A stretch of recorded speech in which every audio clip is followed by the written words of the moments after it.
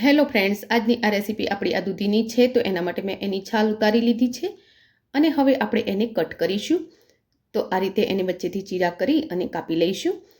તો ફ્રેન્ડ્સ, વિડીયોને લાસ્ટ સુધી જોજો. રેસીપી ગમે તો વિડીયોને લાઈક અને શેર કરજો. તો આ રીતે આપણે એના મીડિયમ સાઇઝના પીસ રેડી કરી લઈશું. તો મેં અહીં બધા જ પીસ રેડી કરીને રાખ્યા છે. તો આજની આ રેસીપીમાં આપણે ચણાની દાળનો ઉપયોગ કરવાના છીએ અને ચણાની દાળને મેં 2-3 કલાક પહેલાં ગરમ પાણીમાં પલાળીને રાખી હતી અને એ સરસ એવી ફોગાઈ ગઈ છે. આમ જુઓ તો એ અધકચડી બફાઈ જ ગઈ છે. એકદમ હાથ વડે આ રીતે તૂટી જાય છે. હવે આપણે 10થી 12 કળી લસણની આ રીતે ઝીણા ટુકડામાં સમારી લઈશું અને 2 નંગ મરચાંને પણ આ રીતે ઝીણું સમારી લઈશું. ત્યારબાદ કુકરમાં મોટા 2 ચમચા જેટલું તેલ મૂકીશું. તેલ ગરમ થાય એટલે એમાં અડધી ચમચી રાઈ એડ કરીશું.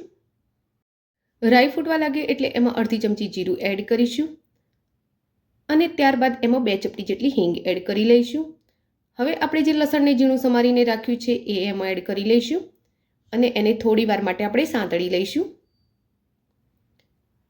તો લસણનો કલર થોડો ચેન્જ થઈ જાય ત્યાં સુધી આપણે એને સાંતળવાનું છે. હવે લસણનો કલર ચેન્જ થઈ ગયો છે તો આપણે જે મરચાં સમારીને રાખ્યા છે એ એમાં એડ કરી લઈશું.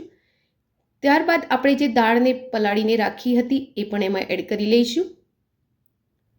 તો ફ્રેન્ડ્સ, જો તમને મારી રેસીપી થોડી પણ ગમતી હોય તો વિડીયોને લાઈક અને શેર કરો. આવી જ બીજી રેસીપી જોવા માટે ચેનલને સબસ્ક્રાઈબ કરી લો. હવે આપણે જે દૂધી કાપીને રાખી છે એને પાણી વડે ધોઈ એમાં એડ કરી લઈશું. ત્યારબાદ આમાં મસાલા એડ કરીશું. તો અડધી ચમચી હળદર, તીખાશ ખાતા હોય એ પ્રમાણે 1 ચમચી મરચું, 1 ચમચી ધાણાનો પાવડર, અડધી ચમચી ગરમ મસાલો અને સ્વાદ મુજબ આપણે આમાં મીઠું એડ કરીશું.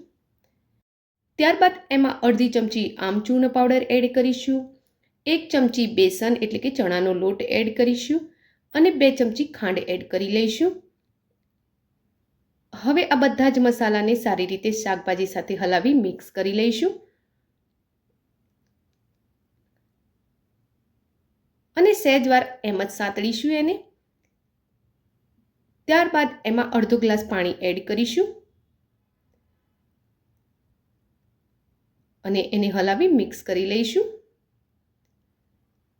જેથી કરી મસાલા સારી રીતે શાકભાજી અને ચણાની દાળ સાથે સેટ થઈ જાય. હવે આને એક લેવલ કરી આપણે એમાં પાણી એડ કરીશું.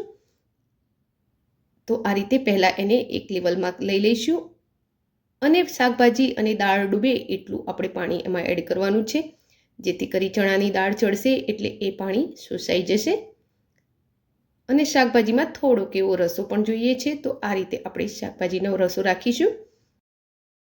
હવે કુકરનું ઢાંકણ બંધ કરી મીડિયમ ગેસના ફ્લો પર એની 4 થી 5 વિસલ થવા દઈશું અને જ્યારે એનું પ્રેશર નીકળી જાય ત્યારે આપણે ખોલી ચેક કરી લઈશું.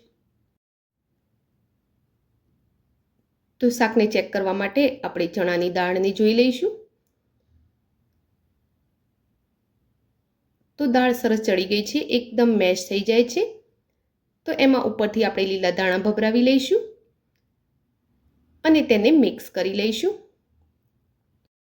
તો આ દૂધી ચણાની દાળનું શાક રેડી છે જે ખાવામાં એકદમ સ્વાદિષ્ટ લાગે છે. તો ફ્રેન્ડ્સ, આજની આ રેસીપી તમને કેવી લાગી એ કોમેન્ટ બોક્સમાં જરૂરથી લખજો. રેસીપી ગમી હોય તો વિડીયોને લાઈક અને શેર કરજો. આવી જ બીજી રેસીપી જોવા માટે મારી ચેનલને સબસ્ક્રાઈબ કરી લેજો. Thank you for watching my video. જય શ્રી કૃષ્ણ.